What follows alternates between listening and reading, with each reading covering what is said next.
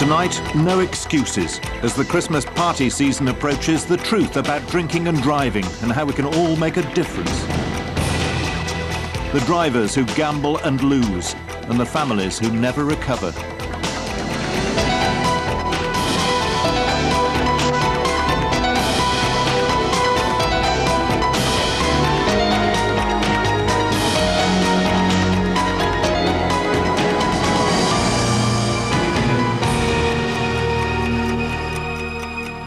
There are no excuses for drinking and driving. No excuses will bring back any of the 600 people who are killed by drink drivers on Britain's roads every year. No excuses are acceptable to the 3,000 or more people who are seriously injured. There can be no doubt that convicted drink drivers are criminals. The figures show that they kill and injure more people than every other kind of violent crime put together. The figures are shocking in themselves, but it's sometimes difficult to appreciate the human suffering that lies behind them. Every single one of those 600 deaths means so many people who experience the dreadful and senseless loss of somebody close to them. The friends and relatives of Nicola Hilton know exactly how it feels. It was 3 weeks before her 17th birthday that Nicola was killed by a driver who'd been drinking.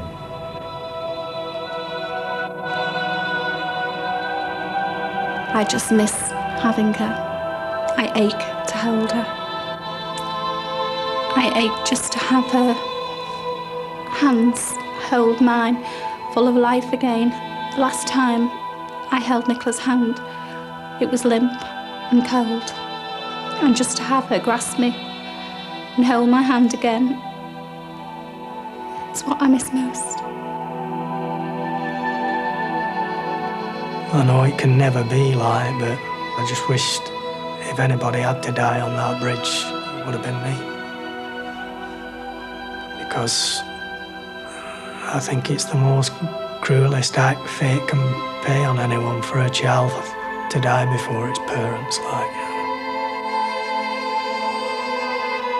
The image that I remember of Nicola is smiling and laughing. No one will ever replace her. She was special. She'd always game for a laugh. She could always cheer you up. She was just brilliant. I've always said, since losing Nicola, I'm very proud to have been Nicola Hilton's mum. I can honestly say that in all the years that we had together, I never had one moment where I wasn't proud of her. I let her down a few times. I let my son down a few times like that. She never gave up on me. She always, well, she loved me like, you know.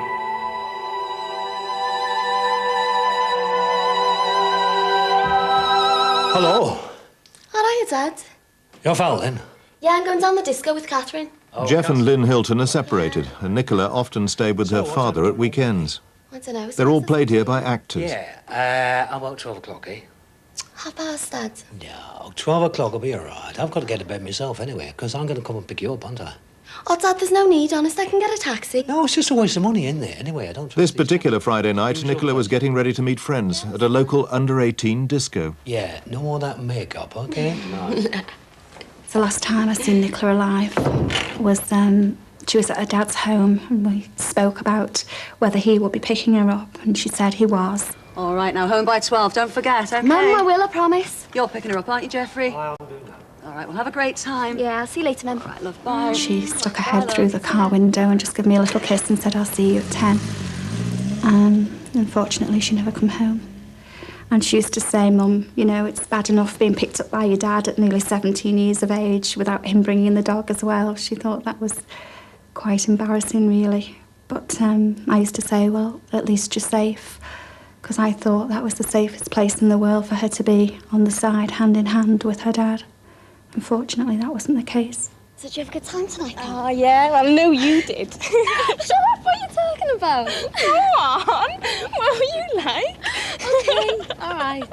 I used to meet her outside of the courthouse, which was a few hundred yards away. She just walked down with a friend. Oh, he's so sweet, isn't he? Yeah. Oh, I don't know what to do, Cal. Shall I ring him?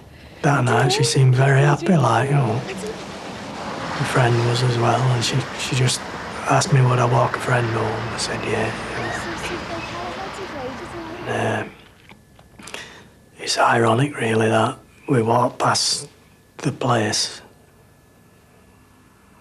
the pub where those people who killed her, they was in there drinking as we walked past.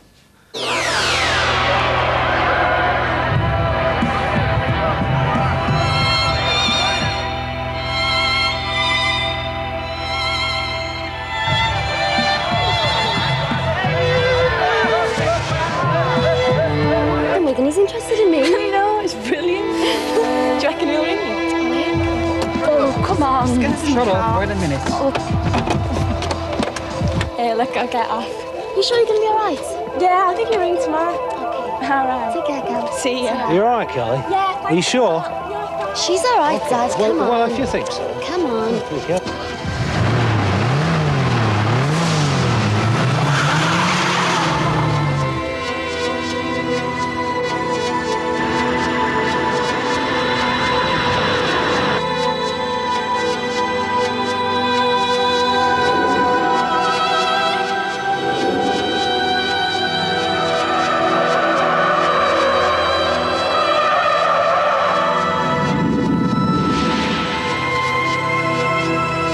I was sent off walking up Inchgreen Lane, and then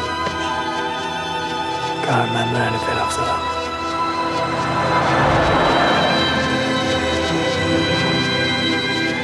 I've been on the service 16 years. It's, I'd say, the worst job I've actually been on. That actually affected me. It affected me on, not while you're doing the job, because you go into automatic pilot as such. You turn up on scene, your nerves are gone, you just do your job. It's after the job it affects you. It affected me for weeks, months after. Nicola had sustained severe head injuries. I'd done an examination, but the head injuries were that severe and there was that much blood loss. There wasn't a lot we could do for Nicola. My colleague come over to me and we both checked Nicola over together while the police stayed with the father. But there was nothing we could do for Nicola. Jeff had been hit by the car too. He had head injuries and his spine was broken in 3 places.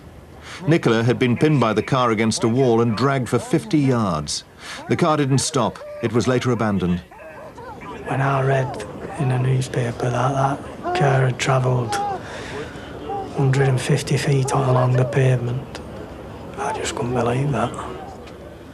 I just couldn't believe why I didn't, grab hold of her or, hear that car coming and see the headlights.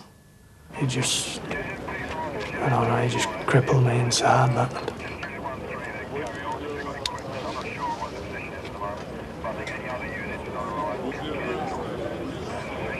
It was at this stage that I was asked to go to the infirmary to identify Nicola. And it was then that the terror of seeing my child actually set in. And that is the guilt that was so hard to overcome, was the guilt of being frightened to see her.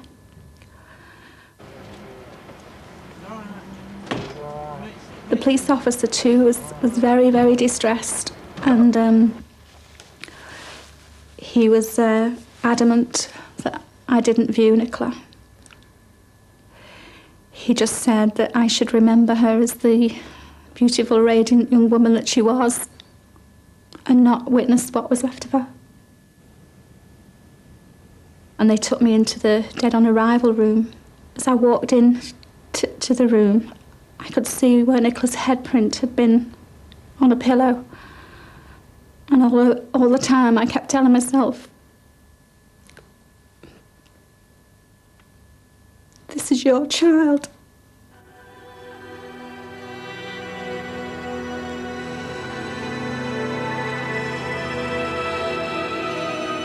I find myself taking handfuls of sand from the beach or pebbles from the beach to take them to a grave, wanting always still to include her. It's the most painful thing is to go on and live without her. Part of me died when Nicola died, and that's sad for my family.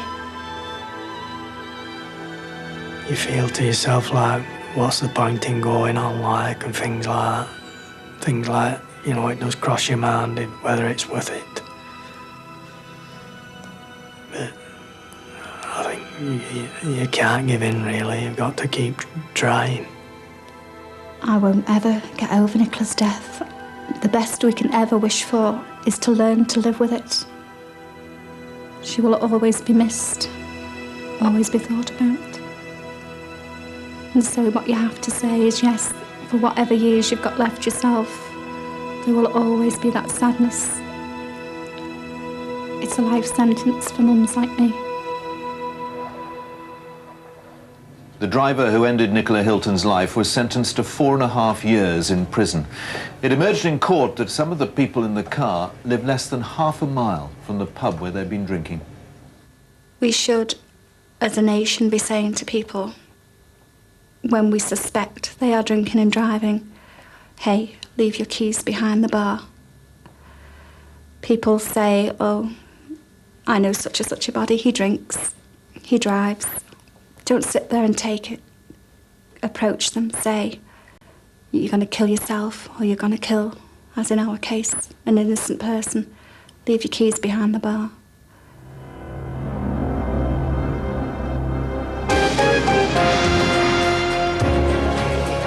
Look, alcohol doesn't affect me, all right? And besides, I drive better after a couple of pints. Wrong. You only think you drive better. Alcohol makes you less alert, but at the same time gives you a strong but false sense of confidence. Even one drink affects your judgment. It becomes difficult to judge distance and speeds clearly, and will take you longer to stop. You'll have a tendency to take greater risks, such as overtaking and driving too fast. Alcohol also impairs your ability to say no, which means after one drink, it's difficult to say no to another. How often have you heard somebody coming up with an excuse like that? Throughout this programme, we'll be using actors to present the most common excuses that people use at this time of year. Our 12 excuses of Christmas. The sort that, if you're honest, you may even have used yourself. I know I have. But we'll also be giving you the facts and figures about drinking and driving that enable you to argue good sense and to tell people how misguided those excuses are. Of course I'm all right to drive. I've only had a couple. Don't. Just one drink will affect your driving performance. Twice the legal limit of alcohol, and you're at least 50 times more likely to have a fatal accident. Risks are even higher for young or inexperienced drivers or people not used to drinking. Look, I've just had a big meal. I'll be fine to drive. Wrong again.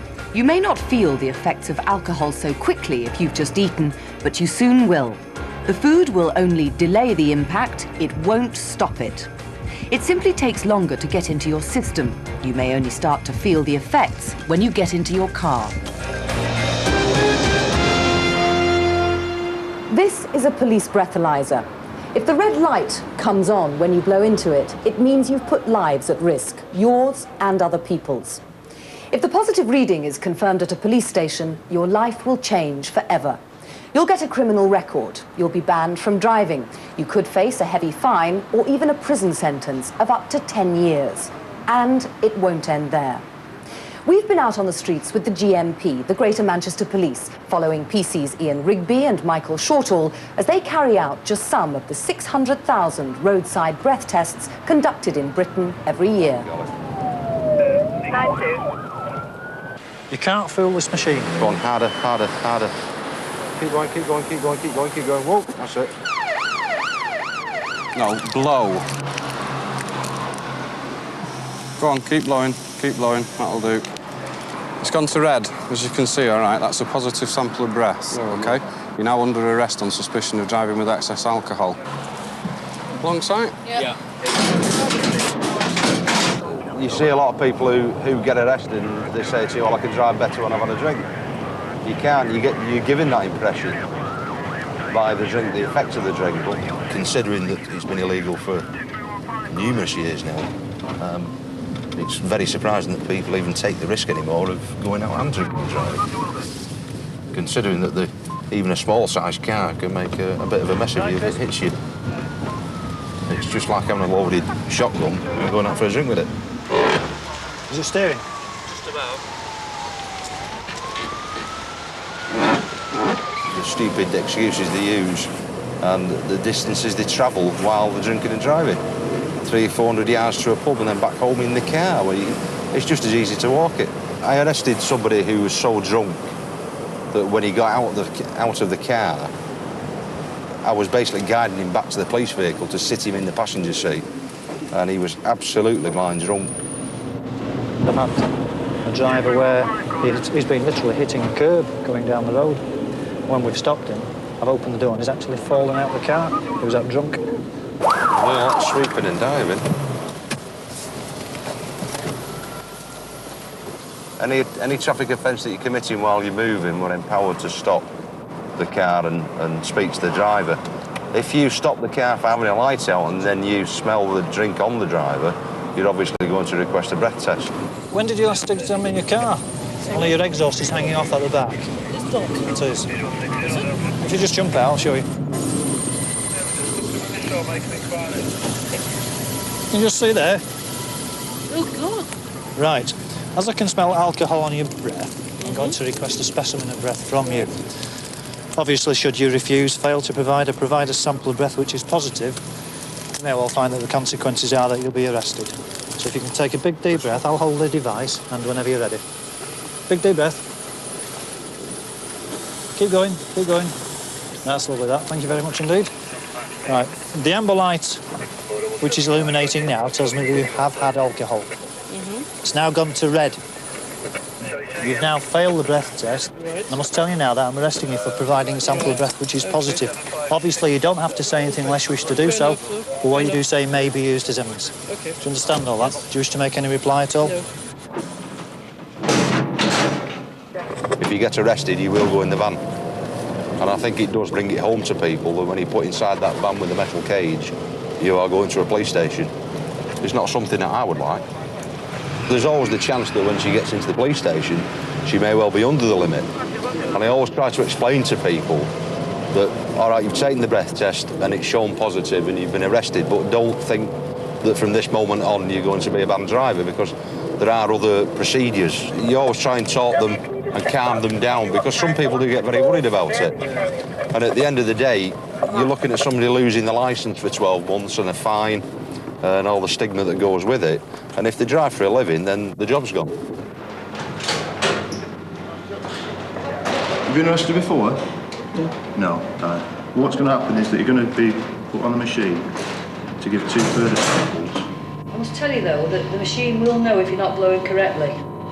So if you want to take the mouthpiece in your hand, a good deep breath and blow. Keep blowing until I tell you to stop. Good, that's a good blow. Keep blowing, keep going, keep going. Good, let go. Right, there's your first blow, Blaine, that's showing 63. Good blow now.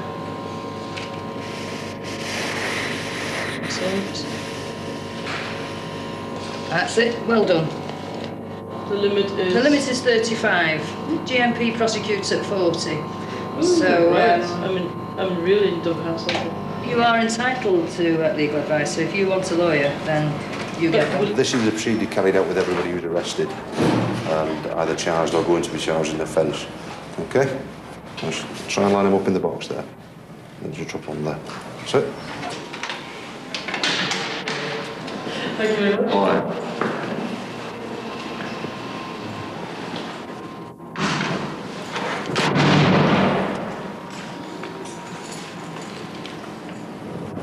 The safest limit is not to drink at all, full stop.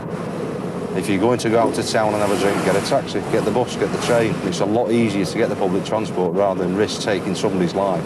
If it happened to me, if I knocked somebody down and killed them and I was under the influence of drink, I don't think I'd ever recover from it. You've got to live with it the rest of your life. Every waking moment, you've got somebody's life or somebody's death on your conscience.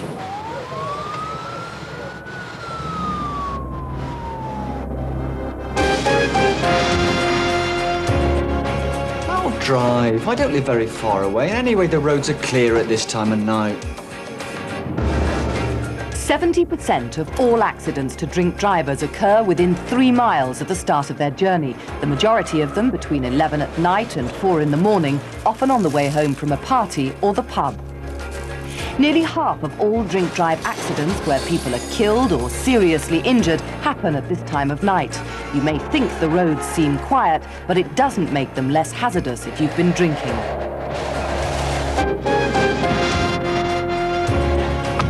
Of course I'm all right to drive. I know my limits. Don't kid yourself. Alcohol affects people in different ways, and it's impossible for you to judge how quickly you'll reach your limit. There are several factors that will affect this, such as age, sex, build, whether you've just eaten or not, and the type of drink. Fizzy drinks pass into the bloodstream more quickly. So, because it's so hard to work out your own limit, don't chance it. People talk an awful lot of nonsense about knowing their limits. They think they're safe to drink up to 3 or 4 units of alcohol, so they count up their drinks and hope for the best. But the sums just don't add up. There are too many variables. Apart from the fact that alcohol affects us all in different ways, take a look at these 2 glasses of beer. Looks pretty ordinary beer. Maybe the beer in the larger glass is darker, so maybe it's stronger? Not a bit of it. There's more alcohol in the half-pint glass than there is in the pint glass. Well, these 2 glasses of lager, they look absolutely identical, but there's 3 times as much alcohol in that glass of lager than that one. Or these 2 typical Christmas party cocktails, all bright and colourful and sweet. One of them has got no alcohol at all. The other one's got so much alcohol in it, you'd be over the limit in one go, and I'm damned if I know the difference. If you get it wrong, you run the risk of a criminal record. You run the risk of killing yourself, or worse still, killing somebody else. That's true if you're buying your own drinks. It's even more true if somebody else is getting the round, or if you're at a party. Don't worry, I'm being sensible, and I'll keep an eye on what I drink. It's particularly difficult to keep track of how much you drink at a friend's house or party. Watch out for heavy-handed hosts who will almost certainly give you more than a pub measure and keep topping you up. If you're the host, remember, you have the responsibility to make sure your guests don't drink and drive. Before you go anywhere where you'll be drinking, plan ahead, work out how you'll get home and stick to it. Book a cab or take a bus or train. If you're with friends, nominate someone who won't drink so they can drive. If you can't get a lift home, fix up somewhere to stay. Look, I've done it loads of times before and I've never been caught. Not yet, but last year in the UK, the police gave nearly 700,000 breath tests and nearly 90,000 drivers were prosecuted. The police can ask you to take a breath test if they suspect you've been drinking, if you commit a traffic offence, if you're driving erratically, or if you've been involved in an accident, even if it wasn't your fault. And if you're under the legal limit, you can still be prosecuted if the police can prove your ability to drive is affected by alcohol. Just think, if you have been drinking and you do injure someone, you'll never know if it was due to the alcohol or not. There have been lots of campaigns aimed at stopping drink driving by changing people's attitudes. Here in the UK, the Department of Transport has significantly increased awareness of the dangers attached to it. But the numbers of deaths and injuries are still intolerably high. And it's a global problem. Here's how other countries have tried to get the message across.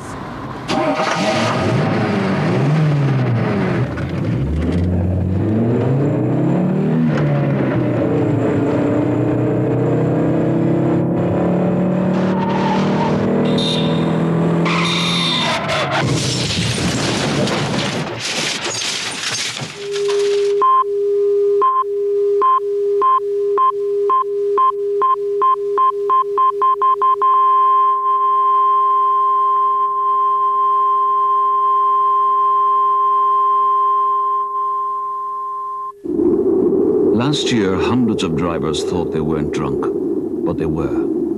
Last year, thousands of drivers thought they weren't speeding, but they were. And last year, 415 people thought they were on their way home, but they weren't. Let's stop the bloody slaughter.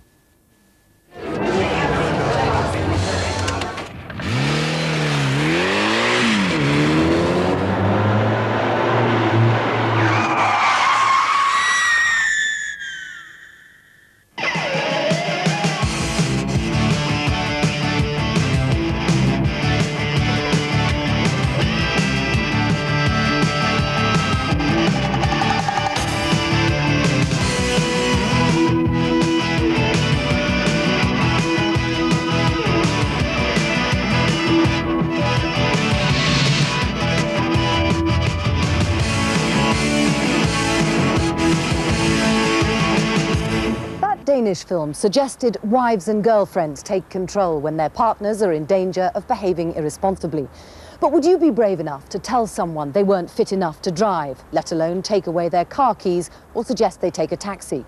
You may well be called a killjoy or a party pooper. It's not easy to stand up and be counted like this, but if more people did, a lot more lives would be saved.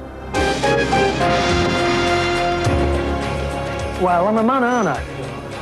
And men can take the drink. Men may be more able to cope with the effects of alcohol than women. Indeed, the same amount of alcohol is likely to have more effect on a woman, even if she and the man are the same size. There's more body fluid in the man to absorb it. But if you're a man, don't get carried away. More than 90% of all convicted drink drivers are male. I'm fine to drive. I've just had 3 strong coffees. They'll have sobered me up. Oh, no, they won't. Black coffee may make you feel more alert, but it certainly won't sober you up. Nothing you can do will reduce the level of alcohol in your blood. Fresh air won't work, neither will exercise, vitamin C, or even a cold shower. The only thing that sobers you up is time, and it could be a long time. Our next story is about a man whose life was changed so dramatically by drink driving that he only agreed to talk to us if he could remain completely anonymous. So great is the stigma attached to the convicted driver. We've called him Bill, and we've replaced him in our reconstruction and in the interview by an actor. But everything you see happen is true, and everything the actor says is exactly what the real driver told us. It began in 1993 when Bill was running his own business in South London. £4 tops, really. Well, 3.5 here. I've got a nice RS Turbo, Escort, factory-fitted sunshine roof, colour-coded all the way around, Recaro seats. Started 4 years ago with, you know, some cheap cars and work our way up. It was a lot of hard work. The wife and I, we weren't getting on very well, and we argued all the time. At first, I just wanted to just go and have a few drinks, just forget it all. I just wanted to be somewhere else, do something different, forget all about it. But well, you know what it's like, you have a few drinks and one leads to another, and before you know it, you're out of it. Time, please. Can we have your glasses? It was just so stupid that I didn't want to walk home, got in the motor, drove. I mean, it was really silly. I just did it automatically. I must have been all over the road, up and down. It must have been the easiest thing in the world. Easy. A cop should have seen me a mile off. How much have you had tonight? Just a few, I haven't had any. All right, just stand against the door for me. Seal your lips around the mouthpiece and give me a good long breath. Keep going, keep going, keep going, keep going. Stop. OK, we've got a red light. I'm arresting you, as this indicates the proportion of alcohol in your breath is in excess of the prescribed limit. You do not have to say anything unless you wish to do so, or what you say may be given in evidence. Do you understand all that? Yeah. They decided to hold me in the cells overnight until the morning. When you blow negative in the morning, you get your keys back.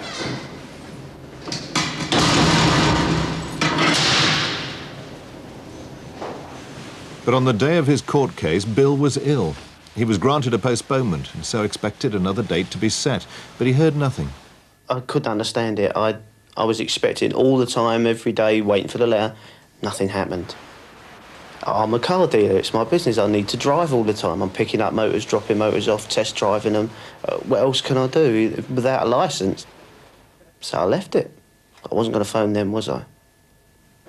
A year went by and he still hadn't been contacted. It's got to be sweet, though. I was on a business meeting. I hadn't gone out to get drunk. I mean, I wasn't even going to have many drinks at all. 4. I had 4 drinks. I mean, I didn't really expect there'd be any problems. You don't think about it, do you? You don't realise how little it really is that puts you up there. I didn't think there was any problems. Started driving on the way home. Blue light. Pulled over. No reason not to. And then I thought, actually, I have had a few beers. I looked in the mirror. I saw this policewoman coming up towards me.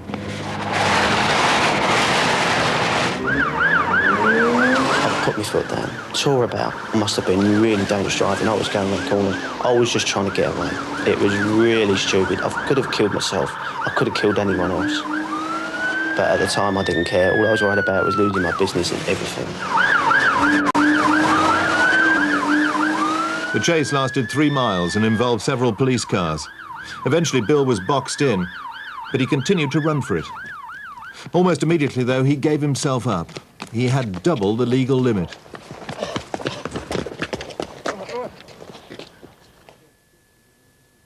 He admitted the outstanding case and was tried on 2 counts of drink driving. This is a very serious offence. I hope you are aware of that.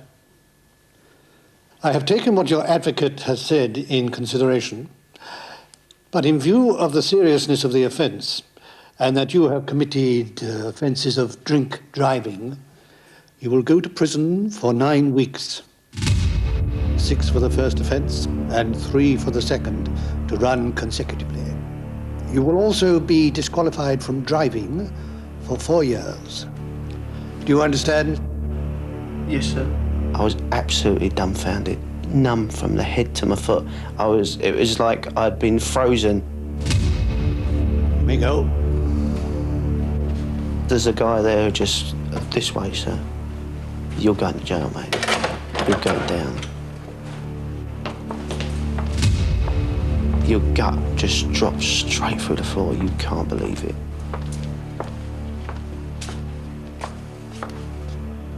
Can you empty out your pockets, please?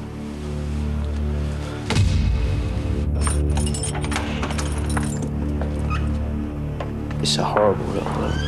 That door shuts. And it's such an echo in there. You can almost hear it for a minute afterwards, echoing around the room. You don't get the passage of time, even if you've got a watch on your hand, because a minute takes an hour, you know? And 60 minutes it feels like a month sitting in there for an hour. Bill was kept in the cell for nearly 5 hours before being taken to one of Britain's newest prisons, Belmarsh Maximum Security Prison in southeast London. You'd think they were hiding the national gold supply in there. There's so many locks. There's no way you could do anything but just do as you're told, comply, follow orders. They take your photograph. They give you a number. I'm a number now. They strip search you, head to foot, completely searched. All your clothes are searched, your body's searched. It's horrible. It's lonely. And you just don't feel human. It's really, really degrading. I've never been so humiliated in all my life.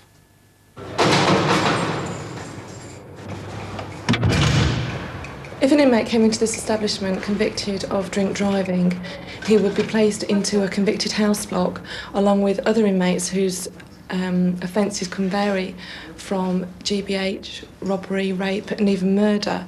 Drink drivers are treated no differently. The guy in the next one was saying, well, what are you here for? I said, well, I got nicked for drink driving.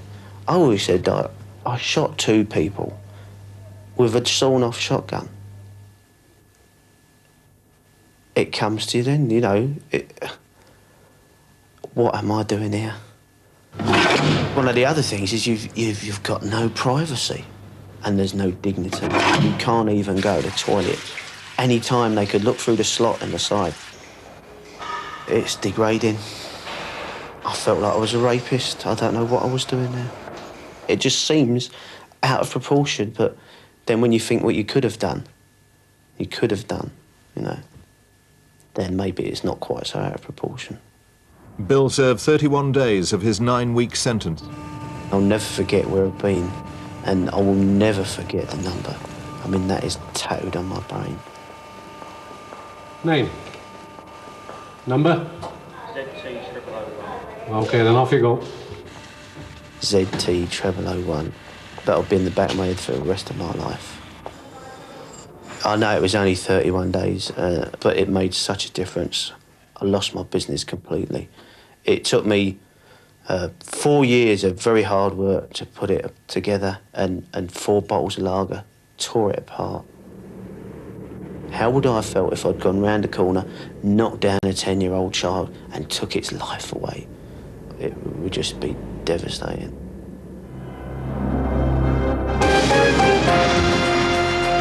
I've got to drive. There's no public transport and I can't afford a cab. The question is, can you afford not to? If you're convicted for drink driving, you could be paying for taxis for a long time.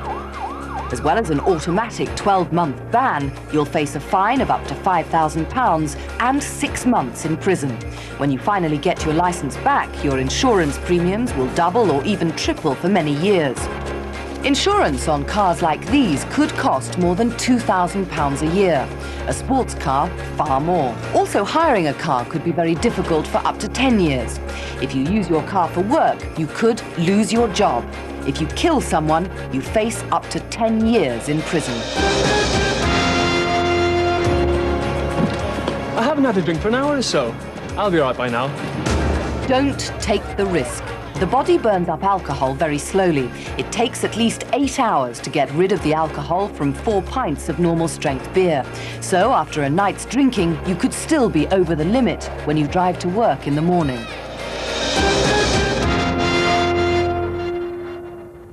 The remains of a bouquet of flowers, half hidden here in a ditch, are the only sign now of a fatal accident on this pretty stretch of road that crosses the North Yorkshire moors. It needn't have happened. It was entirely avoidable. The driver who caused it had been drinking. He ruined the happiness of a very close family and ended a marriage that had lasted for 19 years. I always remember walking down the aisle and John turning towards me and looking at me and giving me a loving look as if to say, "You look lovely." And he looked lovely. He was a very handsome bloke, and I was a very lucky person. John and I just got on right from the beginning. We just seemed to click. There was something about him that I knew that that was it. I just wanted to spend the rest of my life with him. He was an excellent father because he was everything that anybody could ask for. He was there when I needed him. And he was just a friend. Most drink drive incidents happen after dark, when people are going home after an evening out. But the accident that was to devastate the Wheatley family happened in the middle of the morning, a Sunday morning in June 2 years ago. We set off, we just got in the car and went. We generally talked in the car, listened to the radio, commented on the scenery because that Moors Road is quite beautiful at times, and it was just like any ordinary Sunday. I'd said, "Hey David, your dad's quiet." And John turned and he gave me a beautiful smile. And I said, "Well, I've got your dad laughing, David." And I'll always remember he went, "Love you," like that, but mouthed it. And I'll always remember that. 5 minutes later, the accident happened. Through the corner of my eye, I felt something wasn't right, and John must have felt it at the same time. And we both looked over, and this minibus was heading towards us. And I remember John just yanking the wheel round to get us off the road. And the next thing I knew, this almighty bang, this minibus hit him on the side of the head. I came round and we seemed to be in a ditch. There was a lot of blood, and I remember my dad making like groaning noises. He was just going all the time. And I can't remember much. People said I was hitting his face and shouting, "Wake up, John, I love you, wake up." But I don't remember much else at all. I seem to have closed it out. Many people's lives were changed that day. Altogether, there were 17 casualties. The police photographs were taken after the debris was cleared away and don't really show the extent of what happened. It took 4 ambulances, 3 fire engines and several police cars to deal with it all. More than 30 witnesses made statements, many of them upset at what they saw. The picture that emerged from those statements was that the minibus swerved out of control across the road. It knocked the Wheatley's car into the ditch, then it hit a second car before coming to rest right in the middle of the road. The first member of the emergency services to reach the accident was PC Danny McVeigh. My initial thoughts was it was like a battle zone. A lot of people in great distress, people injured, and a general melee of vehicles and bodies. There was people tending to Mr. Wheatley at the driver's door side. The bodywork of the vehicle had gone in towards the driver's compartment, and it appeared that Mr. Wheatley's head had taken the brunt of the impact. He was very seriously injured. He was bleeding from the side of his head. He was motionless, obviously unconscious, and was obviously in a bad way.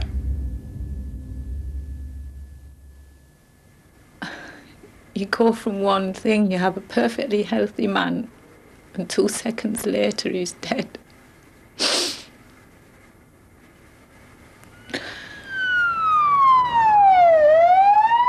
Joan and David were brought to Middlesbrough General Hospital, where Joan was treated for a broken arm. David's injuries were more severe: a broken arm, broken leg, and damage to his neck, chest and back. He was too ill to attend his father's funeral and needed 3 months of surgery and traction before they let him home.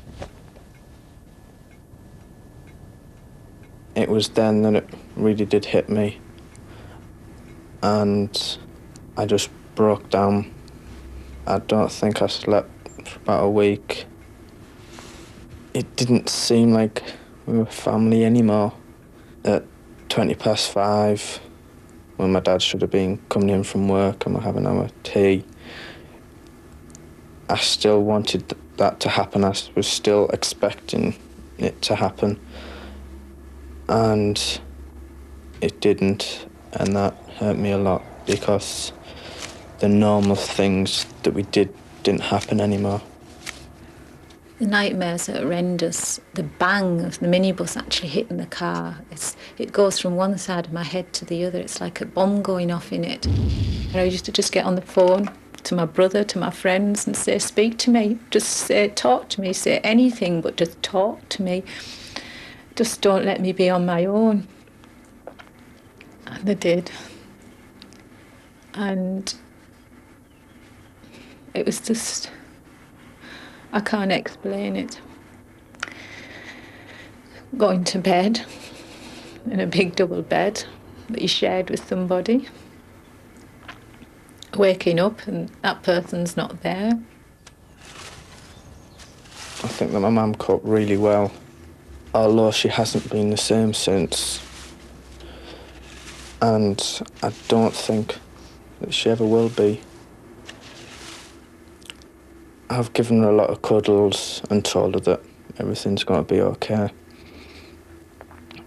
But she's broken down a lot of times and just wanted to be by herself, just in a seat crying or just thinking. David, even though we have our fights at times, has been my rock and my reason to go on. I love him very much, and I couldn't have made the last 2 years without him. He is his father's son. A blood test taken 2 hours after the incident and calculations back by forensic scientists show that the driver of the minibus was over the drink-drive limit at the time of the accident. He admitted causing death by reckless driving and he pleaded guilty to having more than the legal limit of alcohol in his system. He told police he'd been out drinking the night before and had his last drink sometime between midnight and 1 a.m. But at the time of the accident, more than 9 hours later, he was still over the limit. A lot of people don't realise that the alcohol is still in their body, still going through the system and still impairing their manner of driving. And it is imperative to remember that if you've been out for a good night out, there is no way that you should be driving a vehicle for at least 24 hours.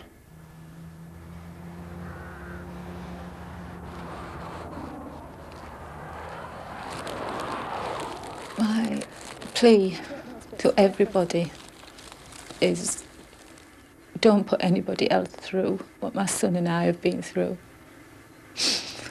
Please, when you have a drink, please think before you get in that car and turn the engine on. John had a right to live. His rights were taken away from him that day. There are helplines for those who've lost somebody they love. The Samaritans offer confidential and emotional support 24 hours a day, even over the Christmas period, and their number's in the phone book. There are other organisations too, like Cruise and the Compassionate Friends and Victim Support. There's more information, again, on CFACT, page 614.